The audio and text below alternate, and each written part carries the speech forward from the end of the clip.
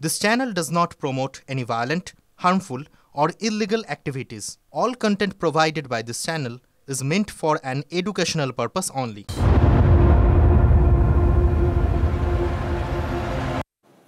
দশটায় 10 খবরের পর এবার নজরে রাখবো বিস্তারিত খবরের দিকে। আপনার সঙ্গে তনিষ্ঠার সঙ্গে রয়েছে আমি দীপ। দেখুন 25টা দিন পেরিয়ে গেছে।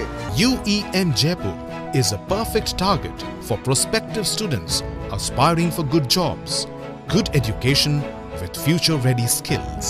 গোটা বাংলা এই মুহূর্তে তিলোত্তমার ধর্ষণ এবং খুনের সুবিচার চাইছে। সুবিচারের জন্য দিকে দিকে চলছে আন্দোলন। গতকালই লালবাজারে গিয়ে চিকিৎসক সংগঠনের জুনিয়র চিকিৎসক তারা গিয়ে কমিশনারের পদত্যাগ দাবি করেছিলেন এবং শুধু পদত্যাগই দাবি করেননি, তারা পদত্যাগের দাবি জানিয়ে খোদ সিপির হাতেই তুলে দেন ডেপুটেশন প্রতীকী শিরদাঁড়া পর্যন্ত।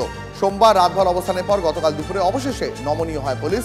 শিরদাঁড়ার সামনে ভেঙে যায় লোহার শিকল, খুলে যায় ব্যারিকেডের তালা। আমার সঙ্গে এই মুহূর্তে রয়েছেন সৌরভ, আমাদের সঙ্গে সৌরভের সঙ্গে কথা বলবো। সৌরভ, কালকে যে দাবি জুনিয়র চিকিৎসকরা করেছিলেন সেই দাবি কোথাও একটা চাপের মুখে পড়ে পুলিশ তো মেনে নিল, তাদের লালবাজার পর্যন্ত খানিক এগোতে দেওয়া হলো। এরপর জুনিয়র চিকিৎসকরা তারা কি করবেন? আন্দোলন এরপর কোন দিকে যাবে? জুনিয়র চিকিৎসকদের মূল যে 5টি দাবি রয়েছে তার মধ্যে অন্যতম হচ্ছে তিলোত্তমার ধর্ষণ ও খুনের ঘটনায় যে দোষী ব্যক্তিরা রয়েছেন তাদের বিচার চাই।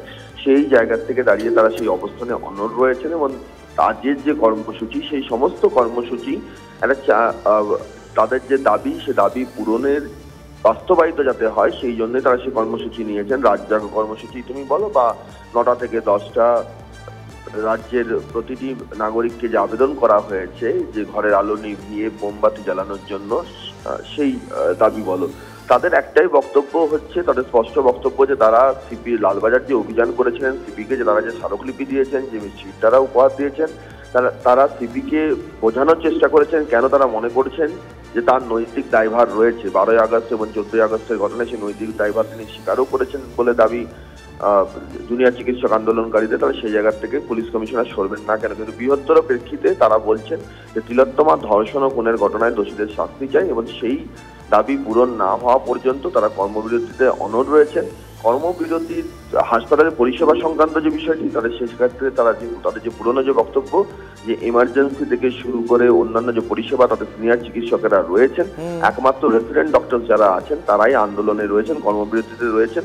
তবে পাশাপাশি তারা বিভিন্ন যে ক্লিপ চালু করেছেন সেই তার মাধ্যমেও তারা যে পরিষেবাতে আছেন, পরিষেবা তারা দিচ্ছেন সেই বার্তাও তারা দেওয়ার চেষ্টা করছেন। বেশ, অনেক ধন্যবাদ সৌরভ। মামলা গতকাল সুপ্রিম কোর্টে রয়েছে, সেখানে কি হবে সেদিকে সকলের নজর থাকবে। তবে জুনিয়র চিকিৎসকরা তারা কি বলছেন, কোন পথে এরপর আন্দোলন, তাদের কর্মবিরতি নিয়ে এরপর তাদের কি সিদ্ধান্ত, শুনুন তাদের মুখ থেকেই। 14 তারিখের ঘটনা দায়ভার স্বীকার করেছেন। রিকনস্ট্রাকশনের ক্ষেত্রে তিনি বলেছেন যে তিনি জানতেন না। আমরা বলেছিলাম যে ক্রাইম সিনকে প্রোটেক্ট করার দায়িত্ব তো আপনার ছিল। তাহলে এইগুলো নিয়ে ডিটেলস হয়েছে, কিন্তু প্রকৃত সদুত্তর কিছু দিতে পারেনি। তাই আমাদের দাবি আগে যা ছিল তাই থাকছে। 5 দফা দাবি নিয়ে আমাদের যে আন্দোলন, সেই আন্দোলন চলছে। তাতে তৃতীয় যে দাবি সিপির পদত্যাগ আমরা চাই। এইটুকু রাস্তা জন্য, যার জন্য আমাদের 24 ঘন্টা রাস্তায় শুতে হয়েছিল, তো যেটার জন্য আমরা এসেছিলাম সেটা হয়েছে। এবার আমরা নিজেদের কলেজে ফিরে যাব। আমরা আমাদের আন্দোলন চালিয়ে যাব। বিভিন্ন আমাদের মেডিকেল কলেজগুলোতে যে অবস্থান বিক্ষোভ চলছে, যে শান্তিপূর্ণ কর্মবিরতি আমাদের আন্দোলন চলছে, সেটা চালিয়ে যাব।